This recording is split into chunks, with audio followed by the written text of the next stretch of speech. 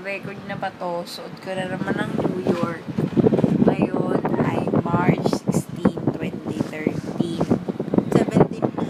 Ay, oo, 16. 16 pa lang, bobo. Maganda Dito yung kami kilay kanina, na. Arian. Maganda yung kilay ko. namin. Tingnan mo yung kilay ko. Tingnan mo yung kilay ko. Tingnan mo ang kilikili ni Pay. Ano ba nangyari ngayong araw? Uy, wag! Nasa iyo ni ang lahat. Minamahal kitang tapat. Siya nga pala si Arian. Arian, mag-hi ka! Ay! Nasa iyo na ang lahat. Minamahal kitang tapat. Mag-upload ka Siya ang na. pinaka-baboy. Baboy, baboy. Tulog na, baboy.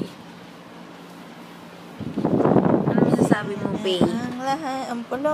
Mukhang YTV. Kasi na-free ka pa. Kailangan natin mag-record. Hindi ka dito na. Para saan?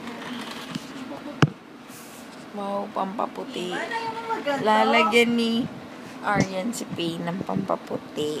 Si Iman, ayaw niya kasi maputi na daw siya. Ngayong araw, kami ay nagbanapol.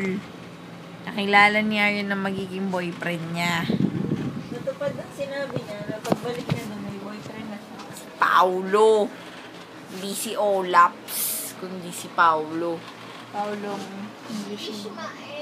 Ishmael. Kapatid yun ni Iman. Hindi.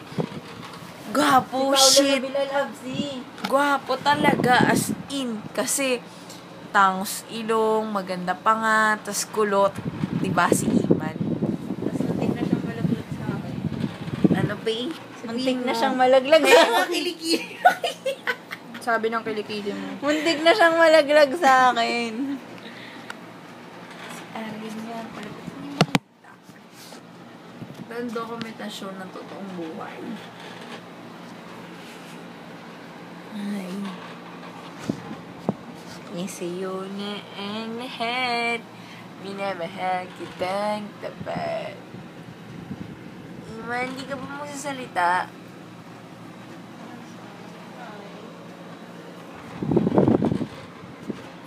Bye-bye.